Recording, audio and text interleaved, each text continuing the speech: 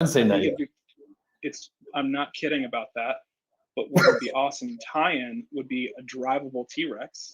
It would. We'll have to bring Trevor back on. Sell it to Universal. Yep. Yeah. I'll bring the suggestions forward for sure. For anyone who wants to get into that Slimer giveaway, guys, it's happening on Twitter. All you need to do is tag VV Collectible and either post a photo of your favorite Ghostbusters collectible if you already have one, but we're also accepting any sort of fan art. You don't have to own the collectible to be able to participate. Much in the same vein of the VV art show and a lot of the memes and things that are going around. So yeah, if you want to participate, anyone can jump into that. And we are giving away 37 Slimers next week. Okay, I'm going to jump off to make room for the riff-raff that just joined. Fantastic. I think they'll get in here anyway. And is that a Mr. Daniel Crothers and Mr. David Yu, the Diamond Hands himself? Welcome, gentlemen. Hi, Reese. How are you? Hey, everyone. How's it going? Hello. Welcome. Oh, did we get the user limit thing sorted out? It does appear that we have. Yeah, I think we have 228 listening. We did open it as a public stage, so that might have made a difference as well and changed some of the permissions. But it's good to have you here, gentlemen. Thank you for taking time out of your day to join. Just before we get started, guys, I will invite people up to speak and ask some questions of these two. Once you've had your turn or had your question, if you can return to the audience, just so that I can bring a few more people in and everybody gets their chance to have a say. Just another reminder, there is a voice chat, just a chat channel as well. So if you can't be part of the conversation or you just want to drop some questions in there, feel free, and I will go through those a bit later and we'll put them to the gents. So if that suits everybody else, we'll get started, and I'll invite some people up here to say good day as well. Sounds good. Let's get rolling. And anyone that's currently up here, guys, if you have a question, feel free to get us started too. First of all, I'd like to say hello to David and Dan. Thanks, you guys, and Reese. Thank you all for taking your time out of your day to answer questions and be here with the community. So just got a couple questions from the stream here. We're also live on the tube as well. So some people are asking, will Slimer drool like the last iteration? And we have somebody else. Will Slimer and Ghost Trap be interactive with one another? Is another question. The Slimer won't drool in this version. We decided to opt that out because it wasn't really along the brand lines. And instead we've gone for, as you guys probably saw for the video that somehow got leaked on David's channel, that we've actually spent quite a bit of time working on the transparency. It may seem like a simple thing to make something clear and see-through, but there's various different methods we need to do to make it function well on mobile devices. And then in addition to that, we've sort of spent some of the CPU power, if you will, on getting that real sort of glow from Slimer, just to give them that look. Now, as for the next question, will Slimer and the Ghost Trap be interactive? I guess you'll just have to wait and see.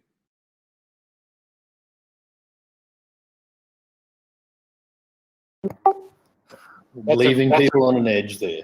That's a mean tease. I love it. Can't give away all the secrets. No, I mean, I think that's excellent. That's going to give so many people something to dive in for next week and really test out. Absolutely, yeah. I mean, the Ghost Trap more than likely won't drop next week. Slimer is dropping, and then the Ghost Trap will hopefully be back. Okay, thanks for that.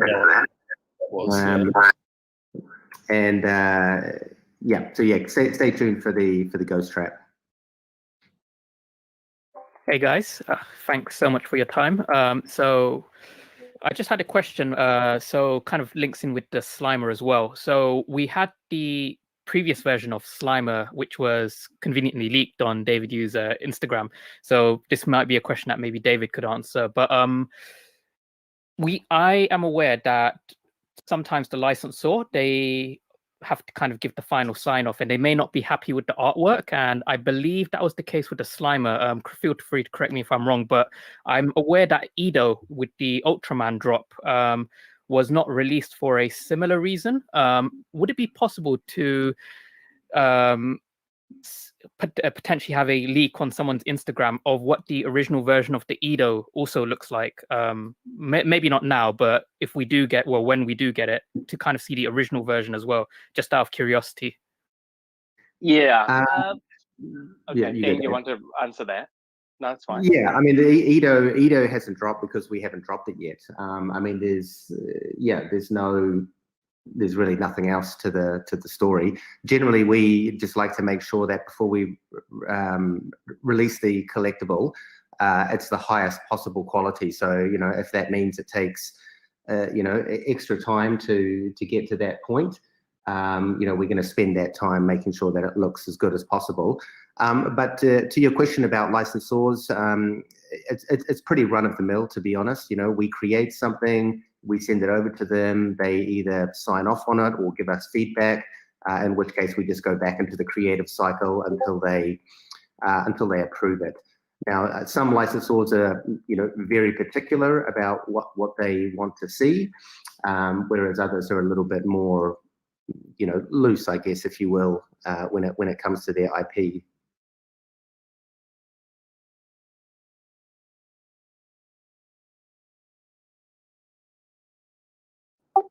Nice. Does that help answer your question, okay? Yeah, perfect, fantastic. Yeah, I was just curious, just with the whole process. Just on a follow-up question, if it is okay to answer this, feel free if it's not. But with the Slimer drop, I am aware that David Yu was awaiting a phone call. Now, some people were speculating that, because you know how the community just reads into everything, even if it's an emoji, they were speculating that when David said he was awaiting a call, he was quoting the Ghostbusters film, and he wasn't actually waiting for a physical call. But I was wondering if it was there a delay because there was kind of a final sign off from Sony in this case, or was it something else that, you know, David was waiting for? Yeah, so just to make that straight, this final version, what you see, it has been signed off by Sony. That's why we can leak that out. We were basically making the final call between our internal teams to make sure we're ready to drop. As you probably know, the call is a mixture of everything. Number one is, are we being fair? Not if I have over 300,000 fans, and there's only 5,000 plus of these collectibles coming out. One of the major thing is if we didn't really announce it to the public properly, a lot of them probably going to miss out, and we're probably going to get thousands of support tickets to say, "Oh, I missed out. You didn't inform me," in a newsletter, so on. So we were just thinking what the final call we're going to do in between the team, and at the end, we made a call that it would be fair for us to publicize that the audience know it is coming. But mainly, yesterday was a celebration of Ghostbuster Day. It's one of my most top, 50 films I love to watch. So I was very eager, excited to share the picture, the image. We didn't really wanted to create any FUD in the community. We just want more, great news, keep you guys up to date what we've been doing. And it was a great day to release a good image. It was a beautiful model, and you have to wait and see the. Yeah, and if I can just add to that, I mean, the call is obviously, one of the main line from Ghostbusters, who you're going to call. So we weren't waiting on a call. It was David was quoting the movie, who you're going to call. Yeah. Yeah. Thanks for clearing that up, guys. And David, I appreciated your post for Ghostbusters Day. I thought it was awesome. Thank you. Hey, I got a question / good idea. Will the NFLPA collectibles be tied maybe to like tickets or some sports memorabilia? In the We we will be doing physical related products, but at this stage, until we actually officially announce anything to do with the NFLPA, we can't really comment too much on what's going to be coming out. Nice. We did just have a NFLPA question before you guys jumped in as well. I'm personally running on the assumption that we wouldn't be looking to release something like that until the season starts or a bit later in the year. Can you guys is there any comments on that? A bit of a time expectation when we would start to see those roll out?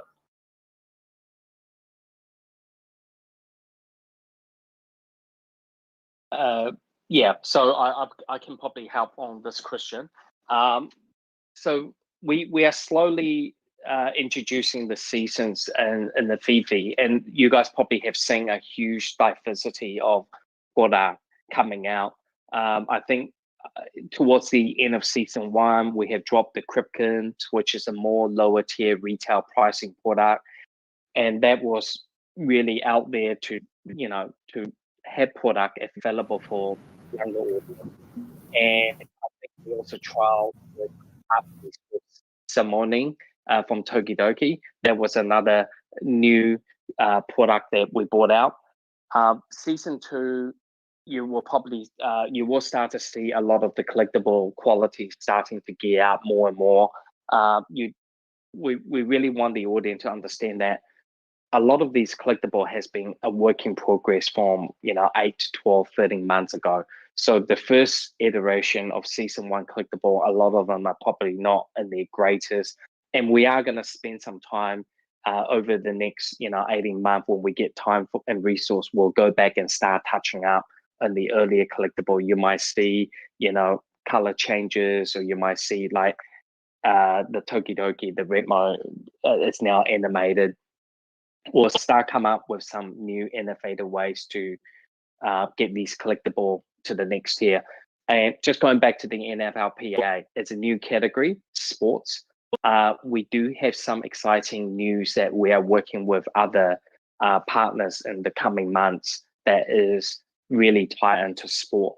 And when we talk about sports, we really want to come out with product that resonate with collectors. Few key areas that we need to consider is our audience right this moment today ready to see sports player next to Batman. So we just want to ensure we introduce these characters and these collectible and at the right time, and when we have a pipeline with other sports or related. And sport is a huge category for us. We see some of the early success of NBA Top Shop continue to get really great traction. We want to come up with new innovative fun and ways that we can make that sports category work really well. And you will start to come and see more gamification or innovative ways what we're going to do with our NFT. And hopefully some of those will be applied onto the NFLPA license that we have with the players.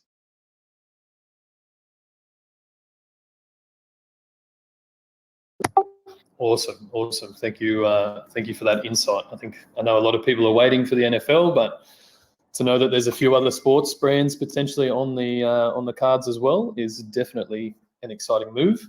Guys, just a reminder, if you've had a chance to ask a question, if you want to move down into the audience, obviously our mods and things, more than welcome to stay. But we'll just open the floor, guys. Continue with the questions, and I'll make my way through the two. Hello. Can you guys hear me? Yeah, mate. All right. So my question has to do with the Ecomi Secure Wallet card. So I've seen some early videos on Ecomi's YouTube where you can spawn your collectible on the card. And to me, I'm looking forward to this because it'll make me feel like I'm actually holding my collectible in my hand. So I was wondering when this might roll out and how far you guys could go with the card. And also, I was kind of wondering how much VV might change after Comic-Con. To address your first question, seeing those very early videos of the collectible on the card, that was just an early prototype that we did, and really all that was happening in augmented reality. We were scanning for or tracking the Ecomi logo on the back of the card, and when it found that, you were able to drop a collectible on top of it. So it's actually nothing to do with the card at all. In fact, it's everything to do with the VV app. In certain scenarios, we're able to detect various shapes and then place collectibles on top of that.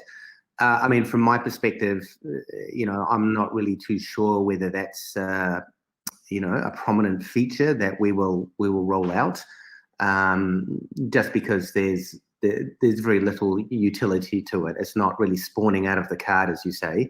It's just more, like I say, we're scanning and looking for an image and allowing you to put something on top of that. So still kind of in discussion, deciding whether we'll bring that feature back in. I can, in regards to the Comic-Con event, it is something that was already, part of our roadmap years ago, how we're going to go to market to get this massive market adoption to get users and more fans. What we're going to be doing and launching with Comic-Con is going to be a series of very short runs of collectibles that will be available during the Comic-Con.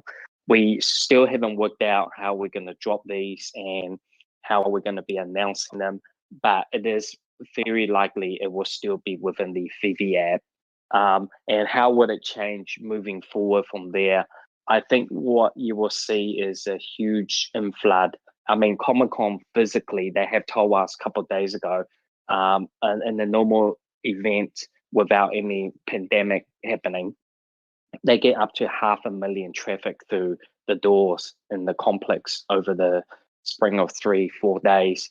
So, I mean, let's not even think about 500,000, even 30,000 more users coming on board is going to be creating, a huge community. And what I really think will be moving forward from here is Phoebe, it is still in a very early stage. I think a lot of the comic collectors, especially like in DC, you see some of the Batman that we dropped in. A lot of these new collectors who just started to know of the favorite statue that they have purchased now, it's available in NFT. They are honestly just coming in to buy them. And one of the major things you have seen, the CoverGirl and the Batman Series 5, the Commons is still available. And that was designed to do that. We knew Comic-Con was going to happen in July. We needed inventory. And DC is going to be a major sponsor for Comic-Con coming up. So we need to ensure that we have access DC figures for sale. So, when we listen to our audience, our customer, a lot of people go, oh, it didn't sell out. It was never designed and intended to be designed to not sell out. I mean, it's designed to have products for everyone, especially the comments. It's okay to have the comments out there. You look at NBA Top Shop and all these other products. When you have comments, there's always going to be a lot of them around. And the whole idea is the more people share this image or AR into their social media, we're going to attract more users. And the more users come on, the secondary market is going to get new, fresh of buyers coming in. It's no good that VV traders or collectors only trade amongst existing collectors. We always need to hope we are adding 5 to 10% of new user every month into the pool for that secondary market to really get that mid-cap effect, that network effect. And that's what we intended to do. Thank you. You read my mind with some of that.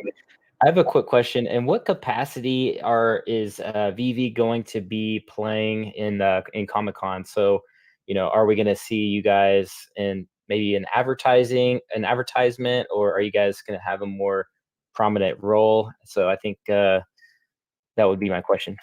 Yeah. So at this stage, tell you too much what we have coming. There are a couple of things. The collectibles itself will only be purchasable through Phoebe and our app. The app itself, we will have a virtual metaverse showroom in the Comic-Con event. So you will see some of the Batman statue and hopefully some other Tokidoki figures, things that we already have released. It will be available. You'll be able to navigate yourself through the Comic-Con virtual experience and see the collectible that you already own or that Phoebe have issued or released. So we are embedded into the whole experience. It's not really just a way for, people might think it's a money grab opportunity. It's totally not. It was always part of our engagement and how we onboard new users and fandoms from it. So we this won't be the only virtual con that we're doing. We do have a raw plan to be attending D-Cons, Comic-Con around the world in the physical events. In fact, we've been working with another exhibition company on helping us to put together a raw kit set that we can attend all these fandom expos around the States and UK and throughout Europe. So we're really going to have a bit of physical interaction with it. And some of the stuff that we'll be showing on is, for example, the original artwork from the Ultraman 2D. We managed to secure the original art pieces, so they'll be hanging up in our booth. And obviously, there will be limited edition things that you can only get at the physical con shows coming up. But I think most of the physical shows not going to happen until at least around November or late this year. And really, this massive rollout will be our 2022 plan next year. I got a question about Tony. So the original design, his nipple is white, but the one that you released, his nipple is orange. What's up with that? No, you definitely caught me off guard. That is. I mean, at the end of the day, all of the collectibles are signed off by Ron. He's the creative eye. He's the creative genius. He wanted the nipple orange. I guess it's just a slight differentiation between the physical and the digital. But when we create things in digital, we're not always going to follow exactly what's out there in the real world, because in the real world or the physical world, there's often limitations. When it maybe, I don't know, who knows, maybe it costs a lot to paint nipples when you're creating physical products. So yeah, I mean, don't anticipate that they'll always be the same or always be identical, because we are creating a slightly different product. In regards to the Comic-Con exclusive collectibles, will those be a part of a normal drop, or will they, even if you can answer this, or will you be requiring like a code, or will there be some way to access those through the Comic-Con itself? I think at the moment, just to make things a bit simpler, we probably will do what we normally do. We will have we'll put a time on it. But obviously, Comic-Con goes for 3 or 4 days, so we want to make sure we possibly be dropping something every day. I already know the Phoebe fan is just going to grab them all up, because some of them is going to be pretty low runs. And the problem is, I know the people who go to the physical virtual Comic-Con landing page, by the time they download the app and be ready, they're going to be pretty disappointed. So we are going to try to work out how we're going to mitigate this issue. But to tell the truth, it's going to be very hard, because I think our fans would just buy all these low run editions, and unfortunately, it's going to be like that. There could be a possible you have to put a code in, but really we want to make sure that with the time limit we have and resource, we just do something that's more practical. But we'll keep you up to date in our Medium article coming out in the next few weeks for sure. I have a question about the Master Collector Program. I was reading an old article about Ecomi and OpenSea, and somewhere in there it said that Master Collectors will be rewarded with a percentage of exchange fees for arbitration. Can you speak to that, if that's still relevant? No, that's not relevant anymore. We have to be very careful around, all of the more modern regulations around cryptocurrency. So the Master Collector program is very specifically targeted and targeted towards collectors within the VV app, whether you be an OMI holder or not. And it's really about making sure that, if our fans and our users are very active and participate a lot in the app, like for example, daily streaks, or you own, a large number of collectibles, or you have a lot of activity within the app. Those are the kind of things that are going to advance your Master Collector level. We will more than likely bring in some kind of staking model around Master Collector. But as I've mentioned on a couple of our other video updates, we need to be very careful that it's not just whoever has the most money wins scenario. It needs to be very fair, to users from everywhere, and from users with every kind of gem wallet balance. So it's going to be a mixture of what you own and the activity you do within the app. And the rewards that you get through Master Collector program will be more around, potentially a short amount of access to the collectible drops, or maybe there'll be a set number of rares or ultra rares allocated to certain Master Collector levels. That will only be a very short time frame that you'll have the opportunity to get in on that. But yeah, long story short, really it's about rewarding users who participate in the app.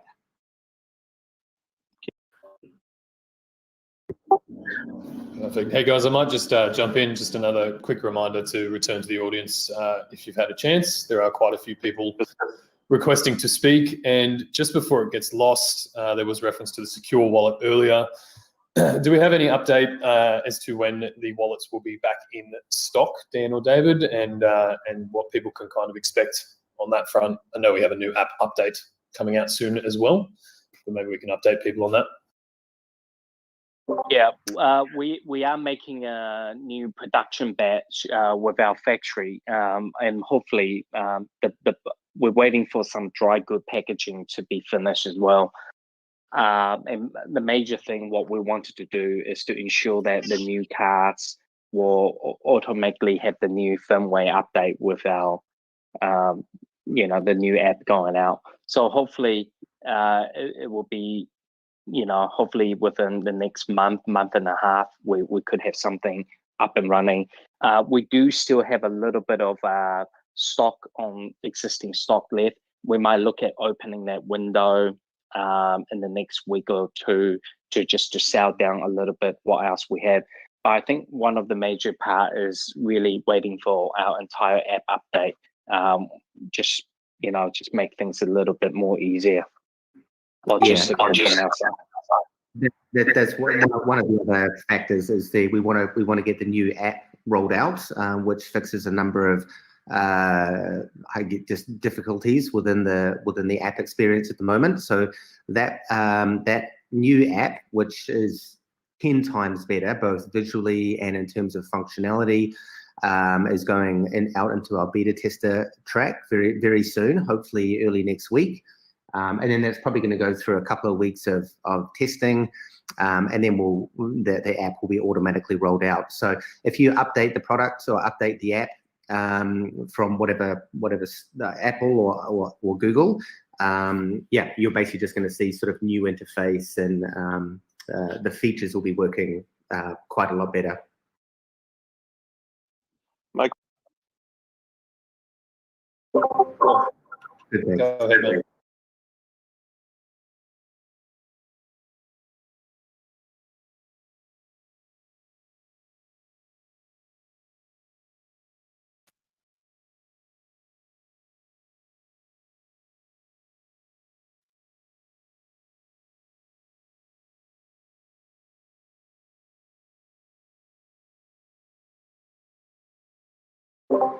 I mean, I think the key takeaway here is that we haven't released any of the details of what the Master Collector program is going to entail. So I don't really want to speculate or say anything until we actually start releasing that information.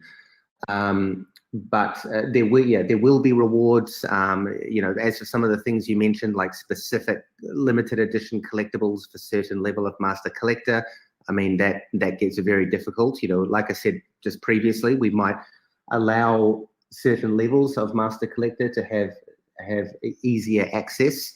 But yeah, beyond that, it's really just a matter of waiting until we finalize everything, and then we start producing some information about it.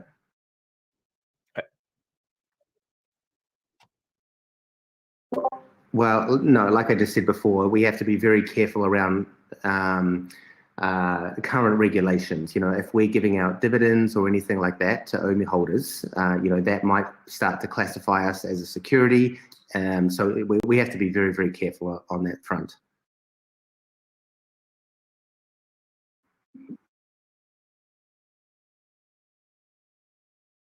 Thank you. Well, I tell you, there's a lot more to come that are even more epic. Yeah. I like the Mike Mignola Batman, but yeah, so we are going to try to see if we can get more Mike Mignola other work into it as well. So please do stay tuned. He's one of my most favorite artists, and we first, when we brought him onto the ad, myself and Daniel to go, well, our audience understand it. But just to let you know, Mike Mignola, the Batman, is the most popular physical Batman and toy statue they ever made. He's an amazing artist. Most people just really underrate his work, and he's done some great work with Hellboys. If you Google his name up, he's got some epic toys, and hopefully we'll see more of his work in VV in different categories as well. But for me now, guys, I do have to jump off. I do have another meeting call coming up. I just wanted to thank everyone for your support, and I think Dan's going to continue. And thanks, Reese, for having me on the show. And I will try to be on every week if I can, if permissions allow me to do this. Awesome. Thanks for being here, Dave. And yeah, I'll keep you updated on the next ones in case you can swing by as well. I'm sure people are very eager to get more of your insight into this industry. So thanks for coming by. Yeah. yes, Yeah, thanks, and David. we are going to do. I did speak to. We are going to do a pre-recording. Reese and Dan, myself and Dan and Al. I spoke to Al this morning. He's doing well, and we hope to do a little, YouTube update with what's happening, and we'll air that sometime coming up. So stay tuned on what we have coming.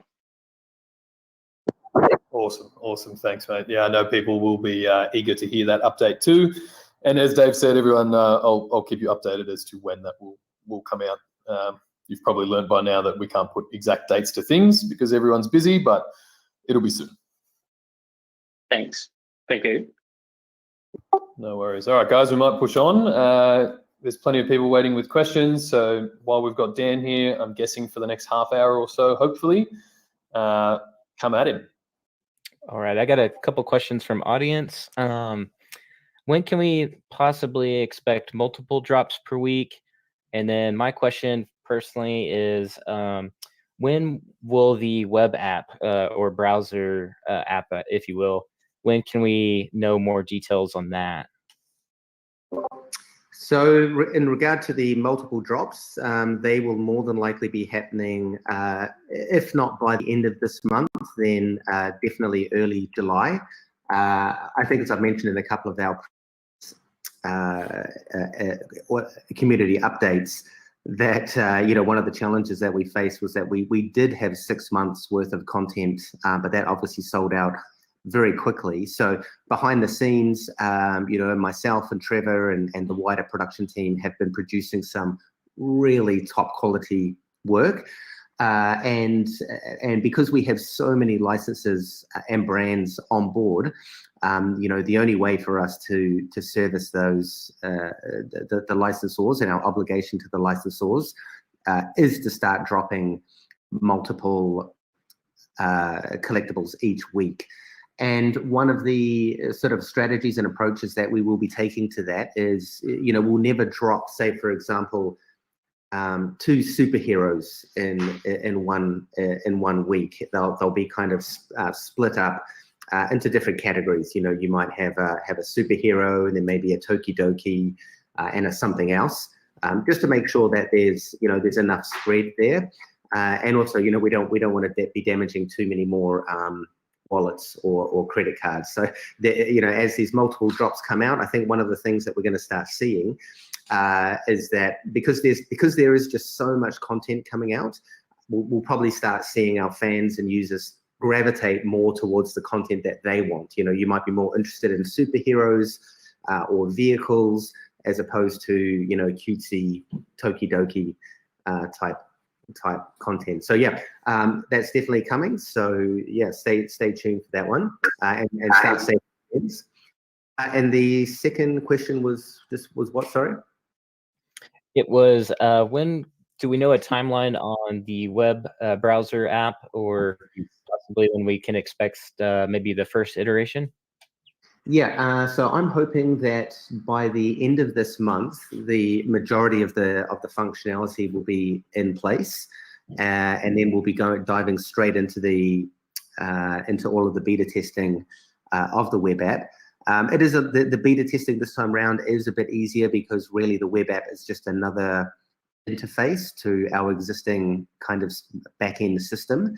But I'm really aiming for a mid to late July public launch of the app. And we will more than likely be inviting certain users who are, prolific in our community into that beta program early on. But yeah, I am very excited about the web app. I think I mentioned in our last video update that, yeah, and as it comes together more and more, I'm becoming a lot more attracted to using that platform than the phone app. Don't get me wrong, I still love the phone app. Obviously, that has all of the AR function in it, but to be able to browse it online, through your browser, is going to be really cool. Hey guys, I've got a couple of community questions. So it's 2 questions. First question is, what happened to Ecomi 1? I guess what happened to it? And the second question is, in a previous AMA you did, Dan, you mentioned something about golden gems, which sounds quite similar to how you've described the Master Collector program just now. Is the golden gem concept still kind of in the work somewhere? Could you maybe elaborate a little bit on that? Yeah, so just to address the first question, I mean, Ecomi 1 was something from one of our very early white papers. I think, one thing to make clear is that there was our original white paper, and then, it was very unfortunate timing. We really sort of launched our ICO back then. I mean, I think this is going back, way back to 2018. I think it was literally the day we opened our ICO was when that, everything started tanking. It was definitely the day. What's that, sorry? Definitely the day that everything started tanking. Literally the day. I just remember looking at the charts and just seeing Ethereum just tanking day by day. So that actually ended up being a very unsuccessful ICO for the company. So we actually decided to wind up that ICO. We offered everyone who did put money in to have their money back, or that they could be part of, what is Ecomi as you know it now, which is really focused on two main products, which is VV and the secure wallet.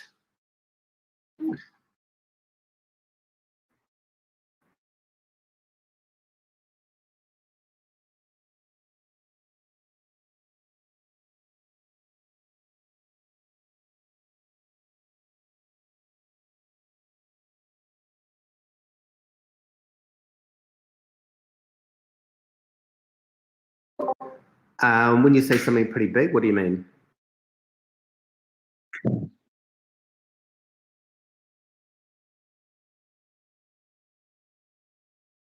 I mean, it's pretty simple. We're just going to start doing buybacks. There's not really anything else to it.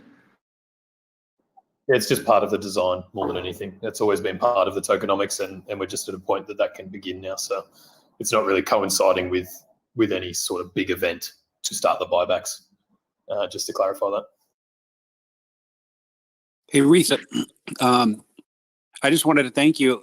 You helped me out with a support ticket a while back that spanned a month, and I had a death in my family, and I was able to share the BV app with my family and helped us through a tough time. I don't know if you remember, I shared next to my mom, you were one of the first people to find out that I was going to have a baby. So I had shared that with you through a ticket, over the course of a month. So I'm very grateful and appreciative that you helped me out. It was my first time kind of getting into crypto, and I had a problem with the wallet and the app, and you fixed it. You were great. And my question for you specifically is I was surprised who you were in the company. I thought you were just a support person behind the desk. And I looked up some information about you, and it said that you actually started your first business when you were 14.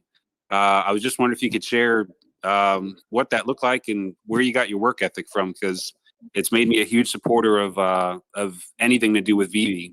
So thank you. Thanks, man. Thanks. And yeah, so happy to hear that we came to a resolution on that. I absolutely do remember it. And congratulations again on the pending newborn.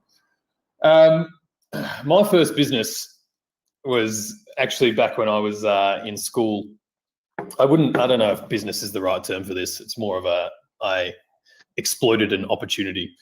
But whenever we had school carnivals, sports carnivals, swimming carnivals, that kind of thing, there would always be the school selling lunches and drinks and all that kind of thing. But I, with my friends, would set up our own rival barbecue or rival little tuck shop and just start slandering the school's one and make some income that way every time there was an event. So that's kind of where that started. My work ethic in general, I have probably had more jobs and more things than just about anyone you know.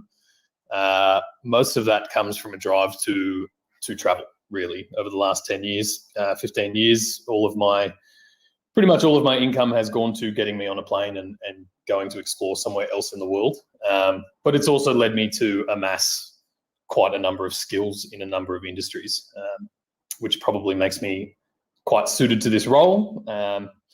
But yeah, I guess my drive for any sort of work or anything like that comes from an interest and a passion to learn something, as opposed to necessarily the thing that I'm doing. If I can walk away from something with new skills or a new understanding of myself or the people around me, then I see that as a valuable exercise in my life. Awesome. Thank you so much. I got a quick question from the audience. Yep. I get a couple of gaming questions popping up here. We had somebody ask, will there be more gaming NFTs coming soon? And another question was, will we see top tier developers like essentially like Blizzard or Call of Duty release a game, but also when you buy the game, you get access to an NFT essentially? I think the gaming industry is an interesting one when it comes to NFTs, because right now they have a very closed environment into which users pour cash into them. So my personal belief is that gaming will eventually come, and it'll come through pressure from the gamers and the audiences and fans around those games.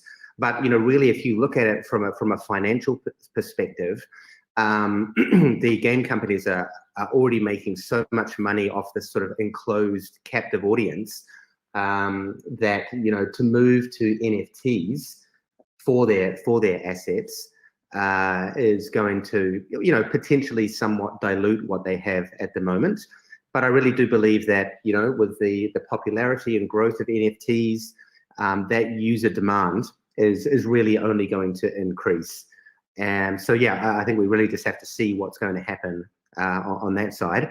In terms of what we're doing at Vivi, you know, we are definitely right now and still continue to partner with gaming companies to bring their assets, their very, very popular assets into the digital collectible space. So you can certainly expect to see that. I hope that at some point that, you know, if you buy a digital collectible within Vivi that is from a popular game, that might give you some kind of utility, whether it's you know, opens up the same asset inside the game or whatever.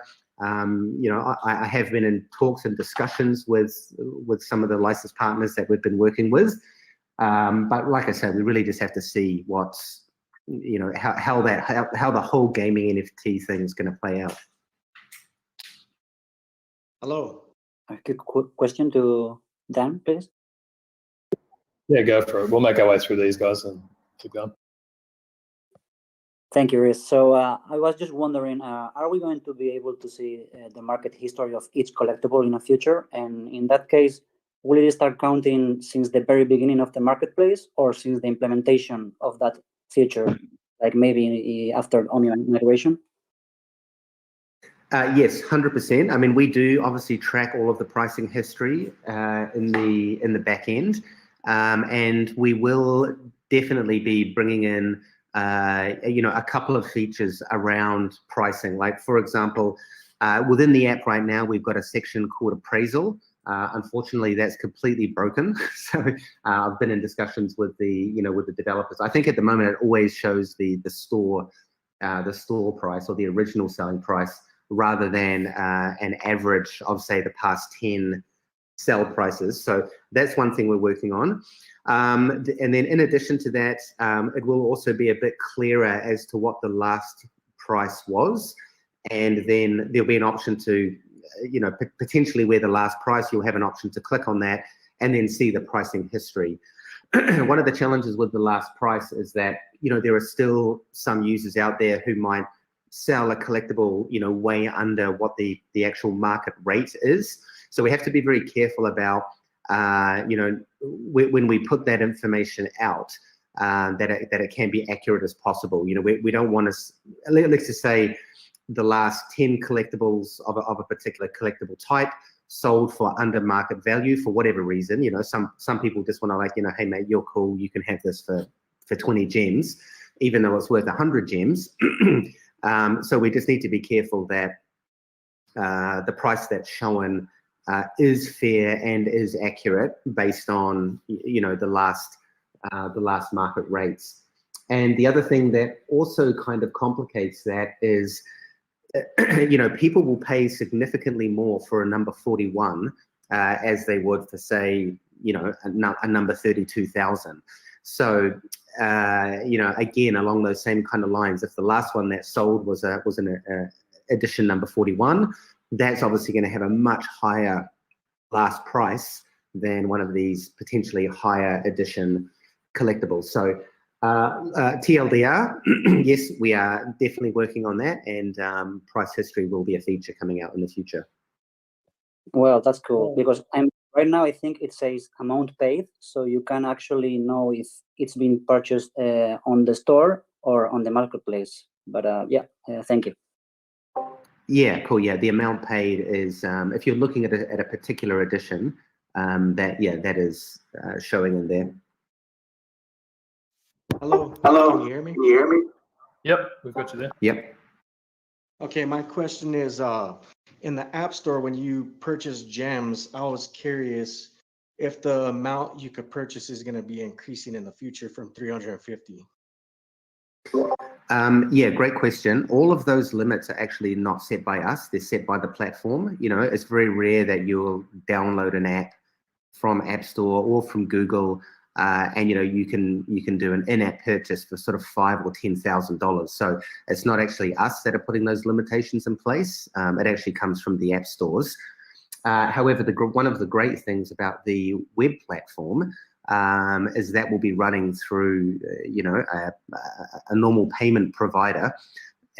So, you know, the limit will ultimately be whatever your credit card limit is moving into the future. So yeah, just another advantage for the web platform coming out is that we aren't quite so. We don't have to sort of fit so much into the rules of Google and Apple.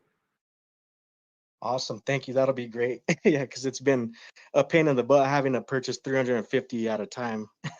And then also you get all those service charges from your credit card provider as well. Yeah, we have actually been working quite closely with Apple and Google. Unfortunately, I believe it was late last year, Apple introduced a new regionalized tax fees. So for example, United Kingdom, I believe there's a 20% fee that goes on top of anything that you buy through Apple. So we've worked quite hard with both Apple and Google to try to get to the bottom of where those fees are and where they're coming from. But it's very clear that they're coming through from various financial regulations based on your location. But again, all of that stuff is going to be severely minimized when we roll out the web platform with just a standard sort of credit card payment system. Just on that, Dan, and one question I get a fair bit, and maybe the web platform solves this. Do we eventually get to a point where we can just accept local currencies as well, as opposed to US dollars? I mean, yes, we can do that. I mean, when you are going through the web platform, ultimately you'll be paying in whatever your local currency is. So that is definitely something that's on the cards. Both Apple and Google do have a feature for local currencies that we are looking into. We just need to make sure that there's going to be no additional fees on top of that. One of the options we did look to try to circumvent, or at least offer the sort of the one-for-one when you're buying gems through the app stores, is where the local currencies would make a difference in that. And unfortunately, it doesn't, because these sort of taxes still apply regardless of whether you're buying in USD or local currency. Yeah, fair enough. So we'll just move forward with that as we can, and when it makes sense to. Cool. And just quick question. Sorry, Can you guys hear me? Sorry, man. I just want to quickly circle back. Kay asked earlier about the golden gems, or the potential of something like that. Is that still in the works, sort of incentivization there? I mean, the golden gems is still just an idea at this stage. I mean, there's many things we can do around gems, and that will be potentially part of the master collector program, where you might do something, or potentially stake and get something like a golden gem. I'm not promising anything like that at this stage, but we certainly have investigated the possibility of something like that. Get lost in the mix. Someone just had a question there, if you want to fire away. Yeah. Quick question. With the announcement of Immutable X and with the exchanges coming up in the artist alleys, have we already been exposed to the 12 out of 10 announcement, or is that still around the corner? That is still around the corner. Gotcha. Thank you. Okay. A quick question. Can you guys hear me? Yep, got you there. Okay. Is there going to be an increase on the 500 gem send limit on the daily? And then I just wanted to plug myself. If you guys need somebody to go to the Comic Cons here in the States, just let me know. Thank you. Appreciate the offer. No, the 500 gem limit will more than likely remain in place. We did a lot of calculations around the gems and users being able to send them around. And the issue, one of the main issues, sorry, excuse me for a second. Sorry, I had to clear my throat. One of the main issues is that, sadly, as we've sort of discovered as we bring out the app, there's a lot of people out there who just try to game the system or scam the system. So it's really about, making sure that we're protecting the best app and the solution. So when the web platform rolls out, it is possible that we will raise those limits.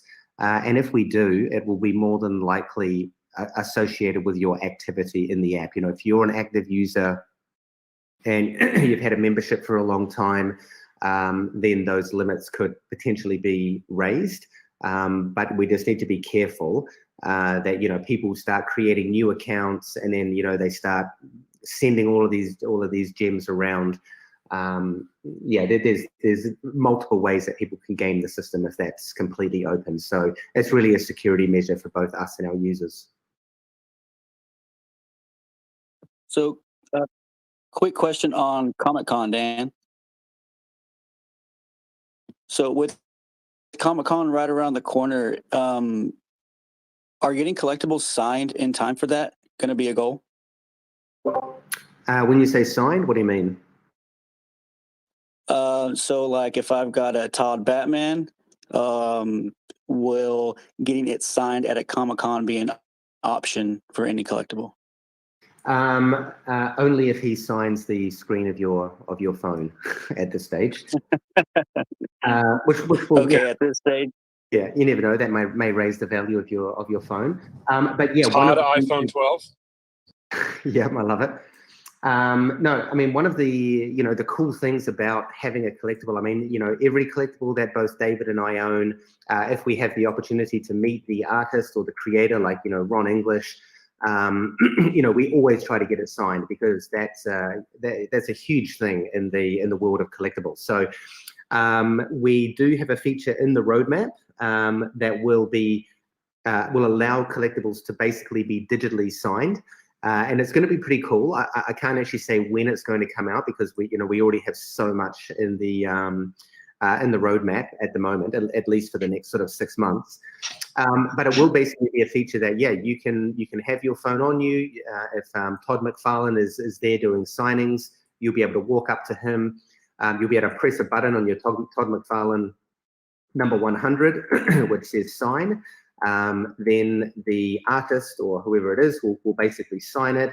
Then they'll be prompted to, you know, to take a photo, because with any kind of signing of a collectible, it all comes down to the authenticity of it. Like, for example, you know, I could forge a signature on the back of any of the collectibles that I own, and claim that it was the artist. So it's very important that we build in these the authenticity or what's called provenance in the when it comes to the signing. So that is definitely something that I'm personally excited about. It's just a matter of when that's going to be in the roadmap. Hopefully for Comic-Con next year is more than likely. So we can kind of expect the artists and to be on the app essentially. They won't need to be on the app.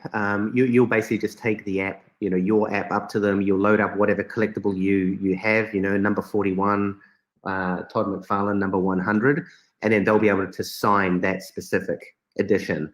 So what that actually will mean is that if you then sell that collectible in the market, the signature will go along with it. I have That's a awesome. couple questions from the community, not to bring up sore subject, but many people are kind of asking about Clockgate, if that is going to be safe to use going forward or not. Yeah, it is something that we will address. I mean, everyone knows about Clockgate now, and in fact, I'm surprised nobody knew about it earlier. So, I mean, my advice is that while it's there, you know, everyone may as well use it or take advantage of it. Yeah, it won't be around for too much longer. As you guys know, you still can't buy the collectible. But yeah, it's something that the development team will be addressing. Awesome, thank you. And as far as my second question I'm getting is, as you know, the Powerpuff Girls season or series 2 runs extremely low mints, some of the lowest on the app. But for some of the collectors, they're unable to collect some, you know, their favorite collectibles. And I know that in the future, you guys have talked about second edition runs and stuff like that. Do you think that we could see that for a collectible series like Powerpuff Girls 2 in the future? Well, I mean, anything's possible. You know, with these brands, especially, you know, something like Cartoon Network, there are so many seasons. So many iterations of Finn. There's the one where he's got his metallic arm. Obviously, Jade can transform into any shape. So we'll never release the same collectible again as a second run, just because ultimately that would dilute the market. And probably annoy everyone who has spent a lot of time and gems to get those right. own. But for those low run, it is likely that we will bring out additional lines of those collectibles for other fans to collect. The other thing to consider, back in January, when we released those collectibles, you got to remember Vivi was, I think, Reese, you probably remember as well, I think it was like 200 users. And, we never expected that Vivi would become so popular.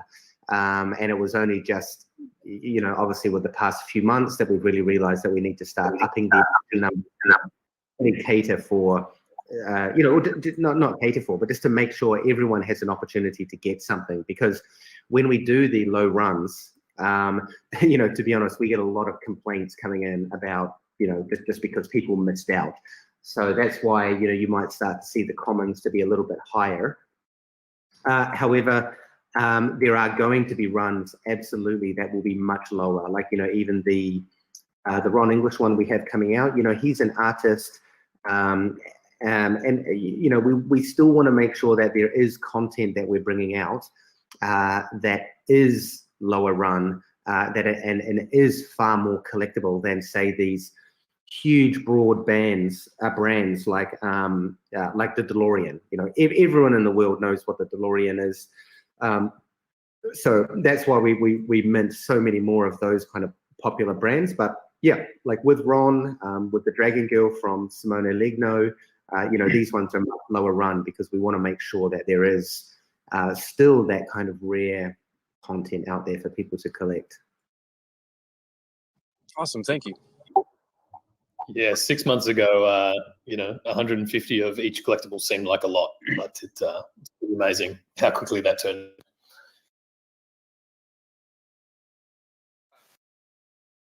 I have a quick question for you guys. When VV becomes available on OpenSea via Immutable, will the fees to list increase? And if so, have you thought about how the secondary extra revenue would be used to develop VVverse? Well, I mean, number one, we aren't in any discussion with OpenSea at the moment. There's obviously, a lot of platforms out there right now selling NFTs on or basically marketplaces for NFTs. But as we, move forward on making our collectibles more interoperable, we will likely partner with various marketplaces. And when it comes to the fees, it's a slightly different scenario at that point, because ultimately you will own the collectible. The future of digital collectibles and licensing is that the licensor will always want to clip the ticket, moving forward for all secondary sales. And this is very new and unprecedented up till now, because, you go into a Supreme store and you buy a shirt for $500, and then go and flip it on eBay.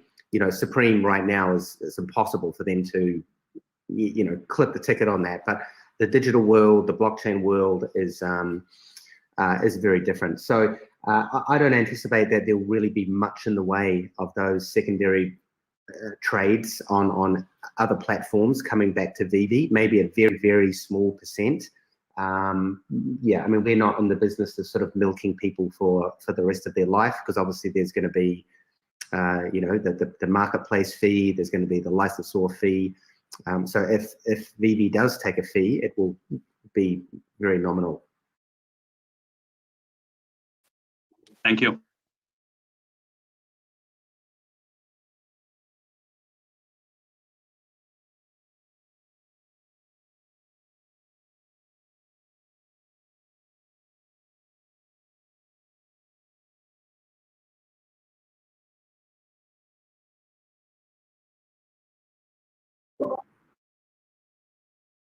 Now that all depends what summer you mean. Obviously, I'm down in New Zealand, so summer for me starts in November. So I guess that totally depends on where you are. But I mean, we do anticipate that at least the first iteration of the VVverse, whatever that's going to be, will be rolled out by the end of the year. And sorry, what was the first question? Right. Yeah, historical app activity. We are collating data in the back end at the moment. We did build out the sort of main infrastructure for the master collector quite a few months back. In fact, I think it might have been back in 2020. However, some of the scoring features will change as we build out the master collector. But there will be certain things like the number of collectibles you own. That doesn't necessarily mean duplicates, but it might be the number of unique full sets. Like I say, I don't really want to elaborate too much on what the master collector is, because I know in 6 months' time, if that feature doesn't come out, someone's going to quote me saying, "You said this back in June." So yeah, my position on the master collector is that we'll be releasing information.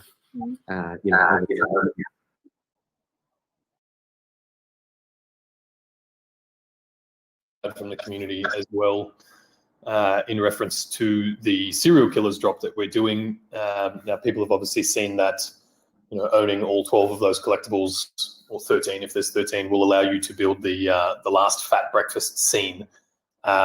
Will having that set, I guess someone's asking, will it become almost like a superset and give you access to some sort of background or scene, or is that, we don't know where that's at yet?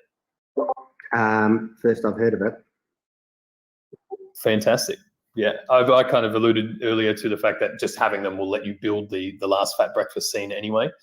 But yeah, that's the sort of integrations we can see later on the platform. Owning a full set of X collectibles gives you access to maybe a background or something like that. Yeah, that's definitely something we want to roll out.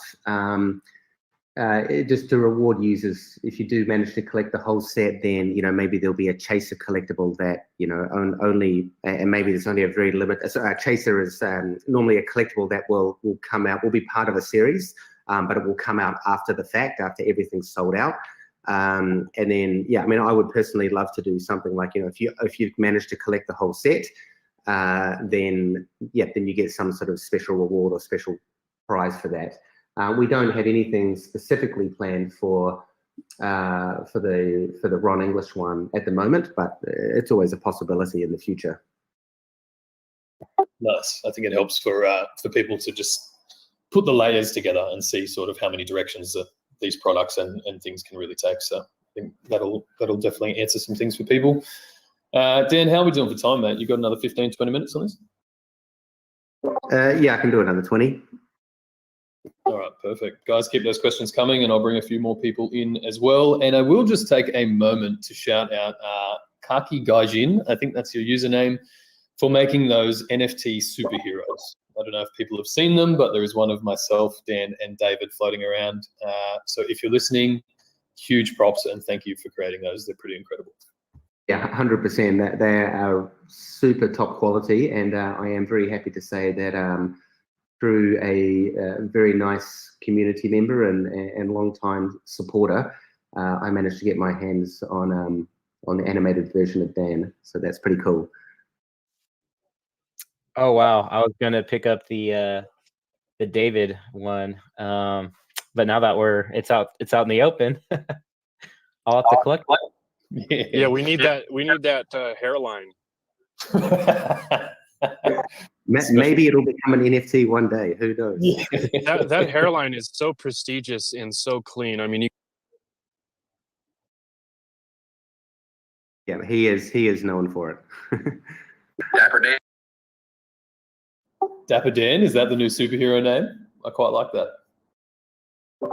Yeah, I can live with that. It's certainly better than Dan Hammer, where I think I got a bit of a reputation by accidentally banning a few people. Accidentally, you reckon? accidentally. Yeah. All right, guys, let's keep these questions coming. We'll use up our Dan time while we can. I got a question. Is that okay? Yep. All right, so you're probably not gonna answer anything, but as a kid growing up, we played Yu-Gi-Oh, and like I would just fantasize about like throwing the Blue Eyes White Dragon down and it just destroying my whoever I'm facing's card. Like, will we ever see like it doesn't have to necessarily be Yu-Gi-Oh, so you don't have to confirm or deny. But if we could get some type of like card game, will we see like our holographic NFTs fighting each other, sort of like to go back to how the Omi icon would like holographically show our ARs, or no? It's I mean, it's a difficult line to walk down, that one, because really on one side, what you're suggesting really is an entire game in itself, and there are a huge amount of game mechanics that go into even just one thing like that. Even if it was Yu-Gi-Oh, you throw your cards down. I mean, I agree, there's nothing better than throwing down the dragon. So as a company, we really need to focus on the features that are very much around collecting and around supporting our licensors and bringing that collector experience to another level, which is obviously what all part of the VVverse is about, and showroom version 2, for example. So we have internally discussed a few times looking at gamification on that level, but as I say, it really is an entirely other product in itself, and I think if it was to happen, it'd be something like a 2022 or beyond, just because there's a significant amount of resources involved in that. Then there's all the live ops in the game, and then there's the support around that game. So yeah, at this stage, I'm not really too sure. We will be introducing some form of gamification, but whether we go that sort of deep into it, still a bit up in the air. Yeah, I would be good with a chessboard. Chessboard, we could possibly do. That would be cool. I got a question. Yep. I noticed that in some of these recent artist drops, like Tokidoki, Ron English, I noticed that they are kind of putting out, like, promoting these drops. I wonder if in the future, if we would see some of these bigger brands, DC, Reese talked about Fast and Furious, the movie coming out. I wonder if they would be, showing love to some of these VV drops as well. Is that something that Rogers and Cohen's is handling? Well, yeah, I mean, I think at the end of the day, when we're dealing with artists, it's a lot easier because they are ultimately an individual or a very small team of people. And the artists are very much encouraged to help promote the product because they want to get their own name out there further. When it comes to the larger corporations, it's very much a different story. I mean, just to give you an example, with DC, for example, DC have a ton of licensees out there who create products, whether it's under the DC Comics brand or any of the other brands that they have. You never really see DC promoting those, these other licensees. What they will promote is, the higher level, like they'll promote Batman, or they'll promote a new Batman movie coming out if that was produced by Warner Brothers. So it's not really typical that licensors will kind of shill or promote products from their licensee. Most of that is on the licensee's shoulders. However, I'm not a person to never say never. We could potentially look at seeing something like that, with some of our other licensor partners coming up in the future. But to answer your question, it's not typical for a licensor to do that. Thank you very much. Appreciate everything that you guys do. Thank you. Dan, I've got a quick question from Chef Dizzy, because he's having some microphone issues, so he's unable to ask this question. He says, you've mentioned several times that you don't want master collectors to pay to win only. Can you say anything to the major collectors spending the high dollars to complete sets and accumulate models with anticipation to their rewards? And also, will you value your large collectors and reward them for their investments as much as your consideration for the small ones? So to address the second part, I mean, are people not just collecting because they love collectibles, or are they collecting for rewards? Obviously, if you with the Master Collector program, the more collectibles you have, the more active you are on the platform. As I've mentioned, the more the higher Master Collector level you will be able to obtain. So there will be rewards around, owning sets and that kind of thing. But as I say, this really comes down to the question that I addressed earlier, which is that, if you've got 1,000 collectibles versus someone who has 10 collectibles, there has to be a very fine balance between the Master Collector level that you are, because we might have someone who owns 10 collectibles, but they are literally in the app every day. They're promoting the app across social. They're doing market listings. They're a very, very active user. Whereas on the other end, maybe we've just got a whale who has snapped up all of the Donnie the unicorns, and maybe they don't participate so much in the app. They're really just there in it for the potentially in it for the investment, because collectors are wide and varied. You've got the people who love it and want to just collect it and own it, and then at the other end you've got people who are buying for investment. So that is specifically the balance that I was talking about. We need to make sure that users who may not be able to afford 1,000+ VV collectibles won't be at too much of a disadvantage. However, in saying that, if you do own a lot of collectibles, then that will, of course, go towards your Master Collector program. But we're not building the Master Collector program to specifically reward people who own thousands of collectibles. Will your Master Collector level be a bit higher? More than likely, yes. But that's why I say, this is very much as it has to be a balance within that program. So it's really just like you were saying, a balance, but of many aspects of the app itself, and not just collecting. Absolutely, yeah. I mean, you might have 1,000 collectibles, and another user may have 10 collectibles, but you could both obtain the same Master Collector level. One person with the lower collectibles is probably going to have to grind a lot harder to reach that level. But that's what I mean, it has to be fair. We can't just make it whoever has the most money wins, because that's a very, very unfair situation. It just means that whoever has the most money would then ultimately get more and more and more advantage, and then they would just be snapping up everything because they have, wider access. So we need to make sure that it's very fair across the board. Yeah, absolutely. Understandable. Very perfect. Thank you very much. Is there I had a quick question. Is there with the Amazon meeting, was that just to kind of optimize the app, or I don't know if you can mention too much on that? And then a user was asking in the chat, any update on geocaching? And I think like that just means, NFTs may be tied to certain locations and geolocations. What was the Amazon meeting? Sorry. Yeah, was there any details you can share there, or was it optimizing the app or anything like that? No, I'm asking which Amazon meeting are they referring to? I'm not actually too sure.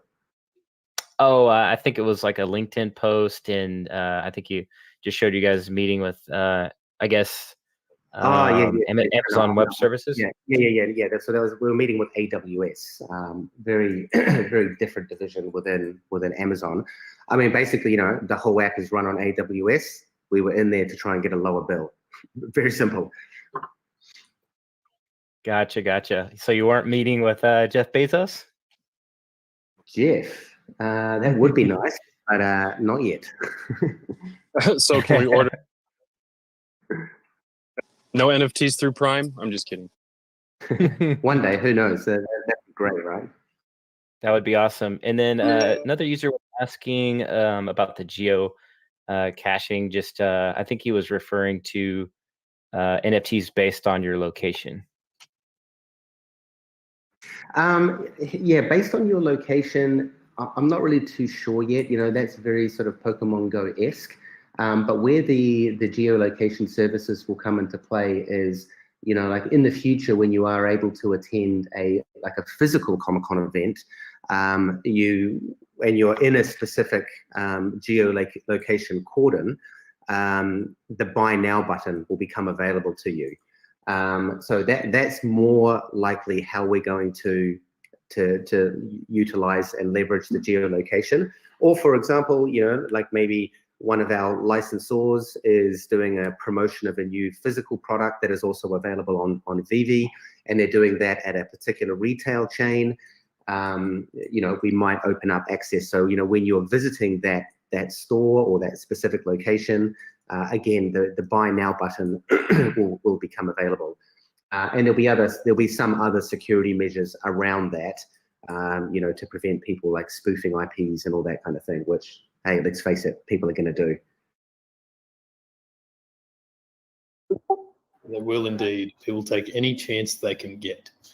We might just run through a few more questions in a sec, guys. But Dan, do you want to just bring people up to speed on the Slimer giveaway? I did plug it earlier, but it's obviously taking place on Twitter.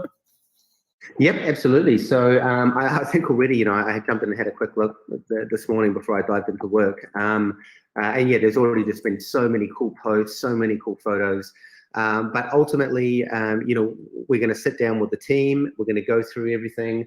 I think the ones that are the most creative, like for example, if you're taking a screenshot of the Stave Puff Man in the store and posted that, your chances are going to be pretty low. But if you've, you know, done something quite cool or some creative or it's a unique kind of environment, or you've got an epic showroom, you know, we're going to sort of sit down internally and start, you know, having a good look through. And then from that, we're going to choose 37 winners we will basically gift a Slimer to. And before anyone asks, no, they will not be sub-40s. Good to clarify. And those Slimers will go out to, we'll obviously contact the winners. That will be post Slimer drop, I'm assuming? Yeah, well, it'll have to be post Slimer drop because you know, the system doesn't allow us to roll collectibles out until the drop date. Perfect, just so that everybody kind of knows what to expect on that front. I think that would be great. We've probably got about 5 more minutes, guys, if you want to pepper a couple more questions in there. And I've got one about the Artist Alley that we might just start with as well, Dan. So people are obviously seeing some artists roll out on the platform now. So one, at some point in the future, do we officially roll out an Artist Alley section of the app? And two, are we looking at any specific type of artist for this kind of release, or are we looking at traditional and contemporary artists? Like, what are the limitations there? Yeah, great question. So we will eventually be rolling out a more specific section for Artist Alley, and you know, that will allow an artist to have like their own bio, very similar to the way that you guys have your own profile now.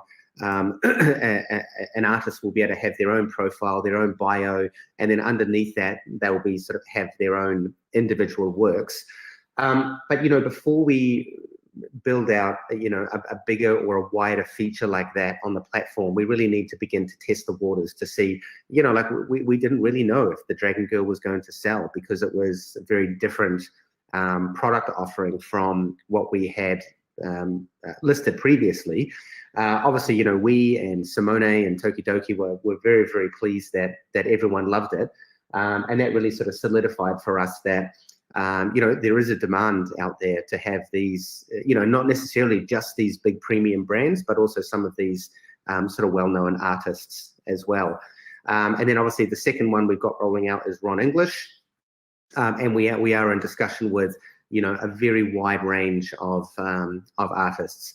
And one of the little sort of tidbits I guess I can drop is that as part of this Artist Alley program moving forward, there will be one-of-ones out there. Will they be $89? Probably not.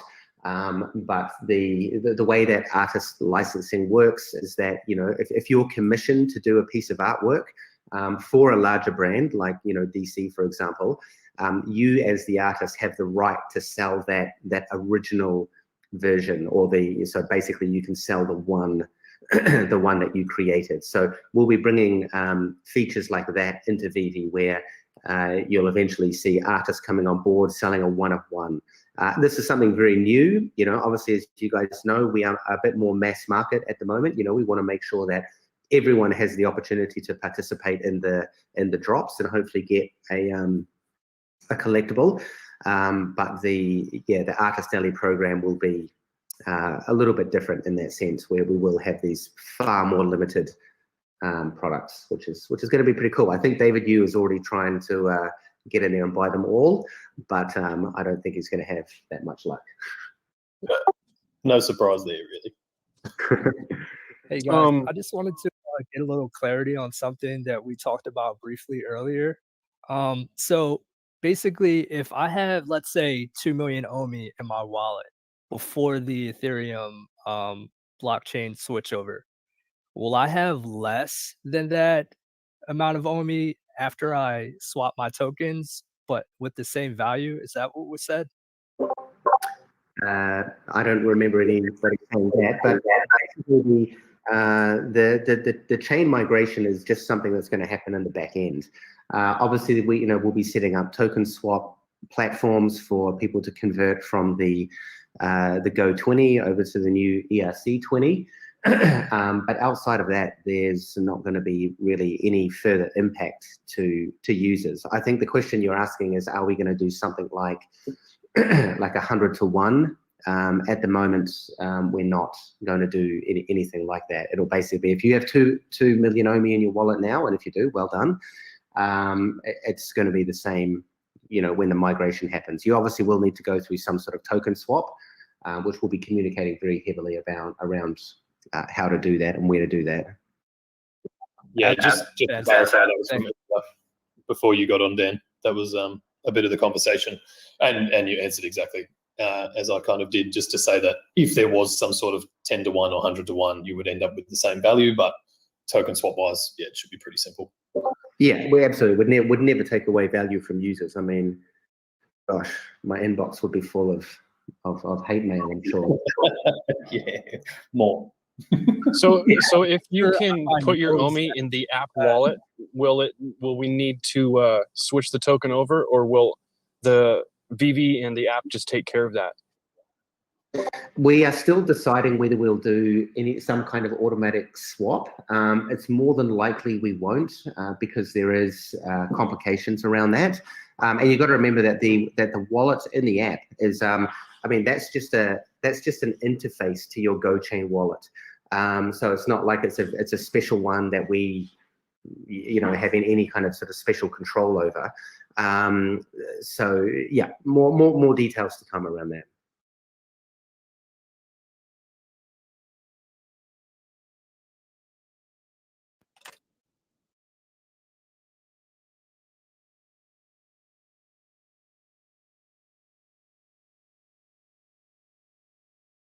That is something someone asked just a little bit earlier, and my response is that it really comes down to the gaming industry. If that's something they want to do, they do obviously have a very profitable ecosystem at the moment, and my personal theory is that if that does happen, it'll be driven by consumer demand more than anything. Possible to do a rapid fire question?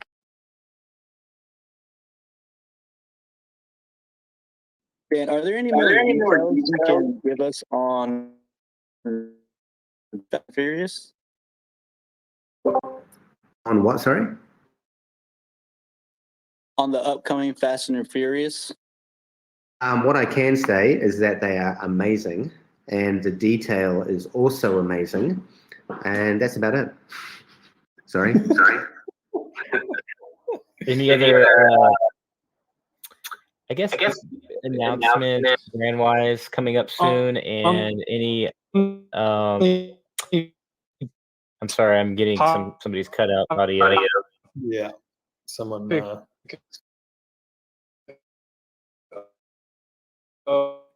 Someone's I think it's you. Well, sorry, man. I'm just going to mute you because your sound is not coming through. Well, I forgot my question, but one of the questions was, are we going to see Alfred Kahn anytime soon? I know he's probably a busy guy, or is there any update on anything with Alfred Kahn? Yep, David mentioned just earlier that we'll be doing a video interview with him in the coming weeks. Okay, thank you. Sort that out. And I think your question from earlier, obviously Dan can't give too much away, but Dan, do you want to maybe just mention some of the new app developments and things that are in the works? Obviously, we don't know exactly when they'll roll out, but I know we mentioned the showrooms not that long ago. Any of those kind of developments? Yep, absolutely. I'm happy to talk about that. So yeah, we've got showroom version 2 coming out. As all of you guys probably know, the current showroom looks a little bit, what's the word I'm looking for? Poo is probably the best term. So we really just want to be able to enhance that experience. Make the showroom look way better, way nicer in terms of the way that it's rendered. So that's number 1 on the showroom. Number 2 is the accessories feature in the showroom is coming to the end of the development, and that's going to be awesome. That's where I think I've mentioned a few times on our previous videos and updates is that it's going to give you just a much wider scope to be able to customize the showroom and to make it very individual to you. And that means you can put down shelves, or you can put maybe you can potentially have brand logos on the wall. You could have plinths. We're even thinking about just even doing things like throwing in awesome indoor plants in there, just again really so you can customize this. You can really make it your own personalized place in the virtual world. Other features we have coming are the video is still in the works, and I think just to touch on that, I think I saw a post about someone mentioning that it was full video editing. It actually won't be full video editing. You'll just have the ability to take short form videos in the same way that you might do on TikTok. Adding a video editor is very, very complex. What else have we got coming up? We've got the ability for users to add or to choose a photo that they want to have for each of their showrooms.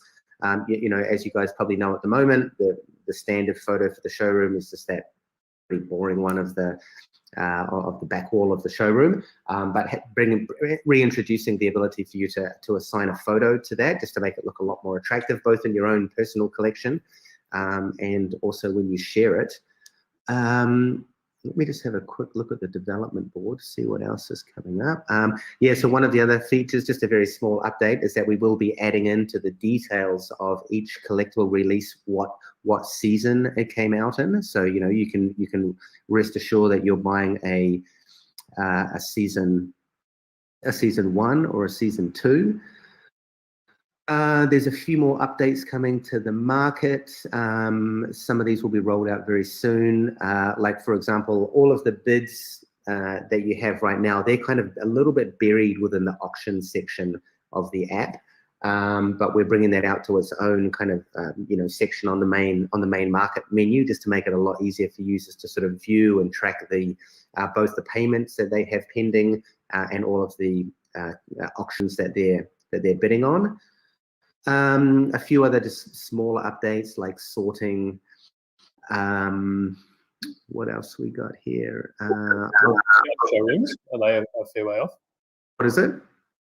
Blank showrooms, or the ability to place your collectibles just in AR in your lounge room as opposed to... Yeah, that's right. Yeah, that's the other one that's coming to fruition now as well. So we refer to them as empty showrooms. So basically you sort of go into this grid or holodeck-like looking room, but basically it's similar to the gallery showroom, but effectively it's just got no walls around it. So the whole idea is that you can build up a scene, and again, when we bring accessories in, those accessory components in the future will include things like nature accessories or urban accessories. And what I mean by that is, you might be able to put like a couple of big rocks down and then throw a tree in there, and then put, say, potentially put your Tyrannosaurus Rex on top of that. Or for example, if it's more sort of urban, you might be able to bring in like dumpsters and maybe a corner section of a Gotham-esque type building, so you can set up your Batman. Or it could be just a big, like 10 by 2 shelf type unit of which you can put all your collectibles in. And then the good thing about these empty showrooms is that when you drop them in AR, obviously there's going to be no walls or anything around that. I know people right now are getting very creative and they've worked out how to do it, and honestly, kudos. I didn't even think of it myself. But if you drag all of the collectibles from your gallery showroom outside the door, then of course when you drop that gallery showroom in AR, then there's a whole lot of collectibles out sort of in open space. So yeah, we think that's going to be a really cool feature. I'm really looking forward to seeing what kind of scenes people start to create, especially when we start to bring in accessories and all that, all of those kind of features. I think it's going to be really fun. Awesome, awesome. Big thank you for that update. I know that will answer quite a lot of people's questions. The Sandman, I think you've just pinged me with a question if you want to go for that. And then we might take one or two more and call it a day, guys.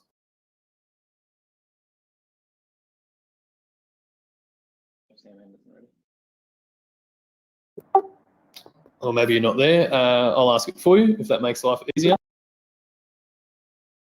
So people want to know, Dan, and this would be a much further down the line thing, but let's take David Yu's hairline as an example, as an NFT. Will people be able to use these kind of additional collectibles as, say, a Snapchat filter or something like that? Like, is there the potential for integrations into other apps with items you own to showcase them that way? I mean, my answer is always anything's possible. But yeah, I mean, I don't really know whether that will happen or not. Yeah, I mean, it's nothing that we've really ever explored. I mean, bringing NFTs into these other platforms, as I say earlier, a lot of these existing games or platforms already have their own kind of financial model or business model built in. And I guess I'll just refer back to what I said previously about, NFTs are still going to continue to grow, and especially the interoperability, I think, is going to become more in demand. I mean, let's face it, everyone in this clubhouse probably wants to live in a world of Ready Player One. And I think that really needs to be driven by consumer demand. It's nothing really that's on our roadmap for the next sort of year or so. But always open to opportunities. Yeah, absolutely. Absolutely. I think that I get that question quite a bit. I think people can see the potential there, but as you say, most apps and businesses have their own established models and things they run with. So it would have to make sense for all parties before it became a thing. Let's take a couple more, guys, and then we'll wrap it up. I got a quick question.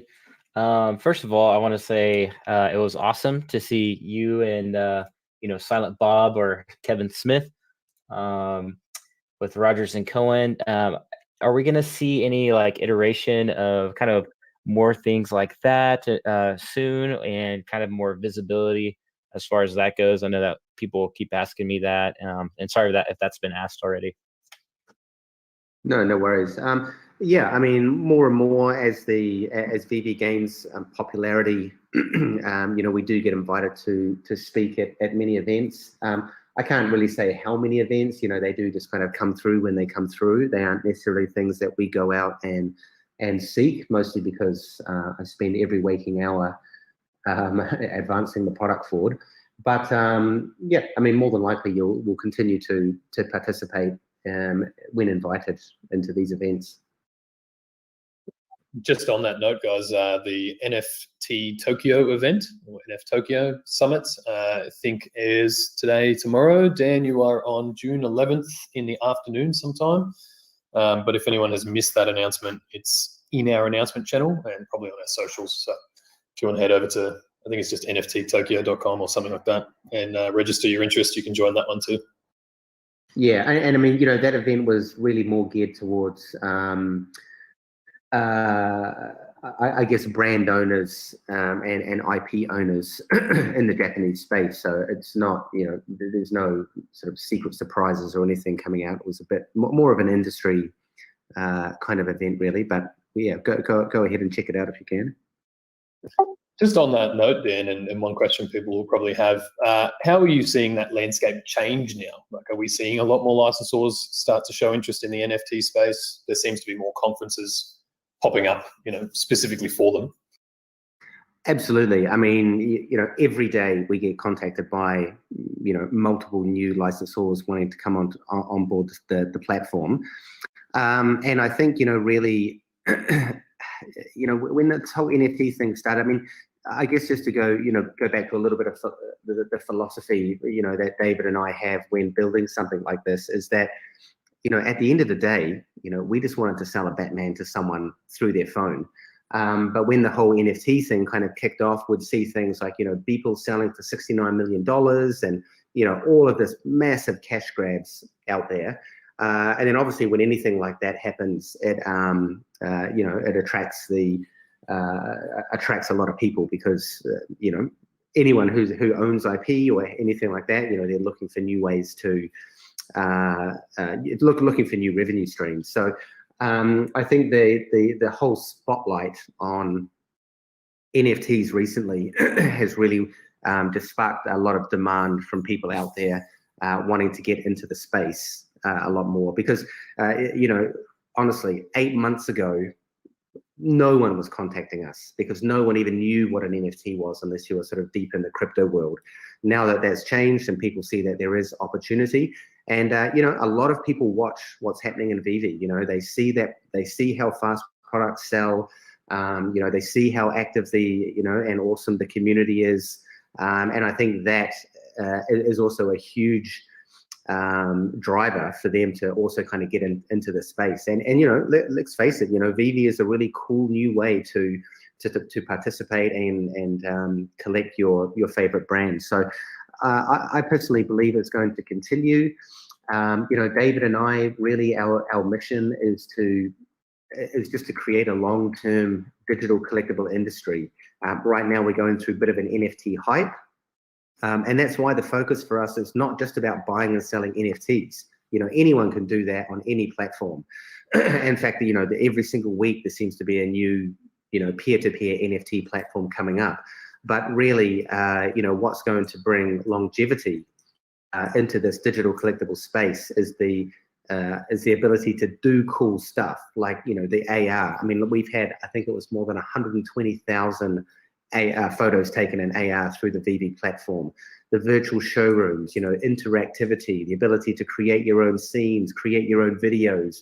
These are the experiences that surround the NFT that, what I really believe is going to continue to propel this because, just selling things peer-to-peer is a certain audience and that will always be around. But for us at VV, we want to make sure that it's very much experience oriented rather than just that peer-to-peer. Yeah, absolutely. As you say, I think that's what gives us as a product and really as an industry that longevity. So yeah, it's good to focus on the user rather than just another revenue stream or things like that. We might take two more guys and then let's call it a day. I have a few rapid fire questions with a 1 or 2 word answer. Go for it. Awesome. For any games implemented, can there be like an NFT trophy per season for the top scorers? Not in the works, but great idea. I'll write that down. All right, second one.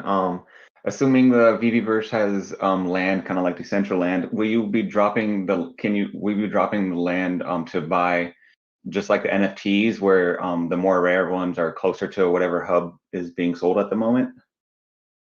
Details will come on that. All right, third one. Is it possible to do, or is it possible, will you be able to do, instead of drops to buy from the app, instead, like throughout the VVverse, you just drop like Easter eggs that's how people get the NFTs for the moment? 100%. And I'll do 2 more. I have like 8, but I'll do 2 more.